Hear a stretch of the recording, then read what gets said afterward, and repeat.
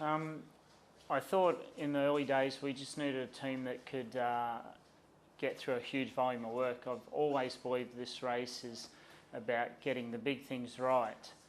In order to do that, so much has to be done. So, you know, just a team that doesn't get caught up on the small, fine detail, that actually gets through a huge amount of work. And to date, you know, we've really ticked all those boxes.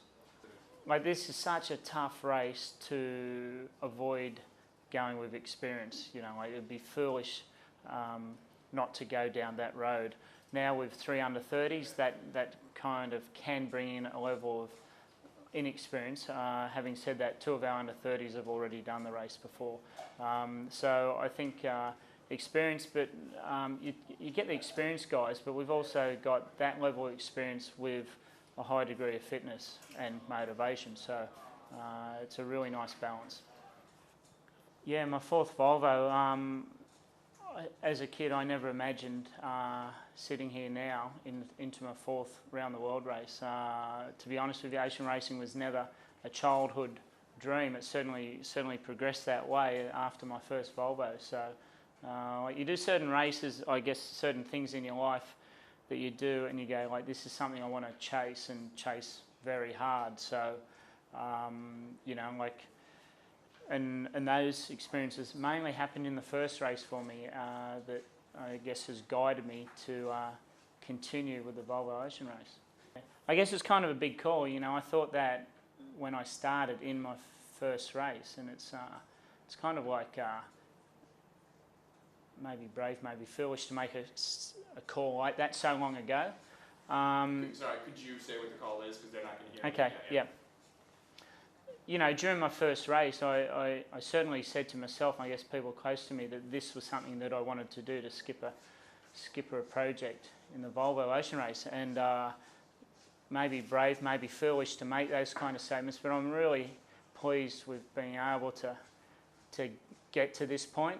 Having said that, there's no use getting this point if we don't go on and win the race. So, you know, we've had had some just great experiences over the years doing this race. Some of them great, some of them bad, but that's all part of the attraction.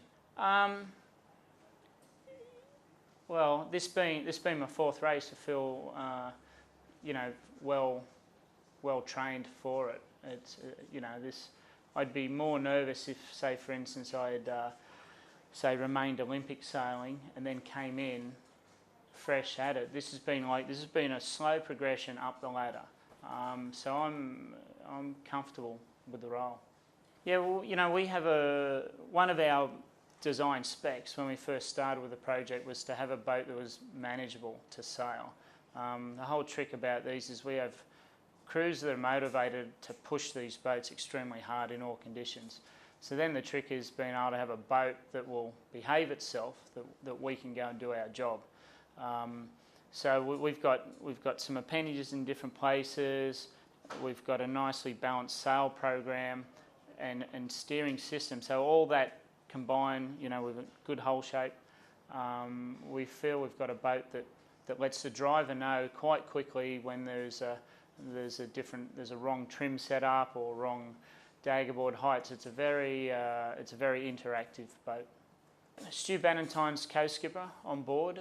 Stu and I sailed together on Movie Star as watch captains, and you know, like it's just a great relationship, professional relationship with Stu.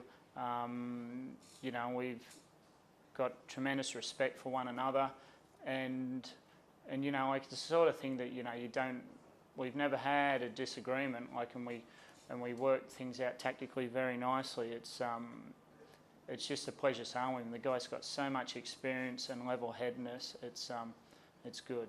Tony Ray, or Trey, he's the eldest guy on our team, but he's also the fittest and strongest of us all, and just amazing depth and experience in varieties of classes. But you know, above and beyond all that is his attitude that seriously is a shining example to anybody who wants to make it to the top in any sport. I couldn't say enough about the guy. Yeah, Neil Cox, he's our shore captain, and you know, there's key roles that come into these projects from day one, and they have to see it through. And just the sheer volume of work and the quality of work that both he and his shore team put out day after day.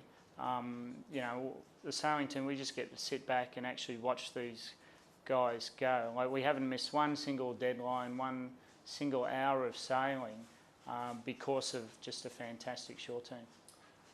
I think to win this race, it's going to be, you know, like the long-term play. The boats potentially could be so close that it's the ones that can keep, you know, start with high momentum and keep that going throughout the race. Now that's going to be, you know, a real challenge. Like, even momentum we've had to date with our training in New Zealand, then to get that going again once we hit Europe, they're all little boxes you've got to tick along the way. And during the race, you know, you can see such variety of conditions. You know, some of the top teams, they're gonna have weak points along the way, and it's just a matter of hanging consistent and being there at the end.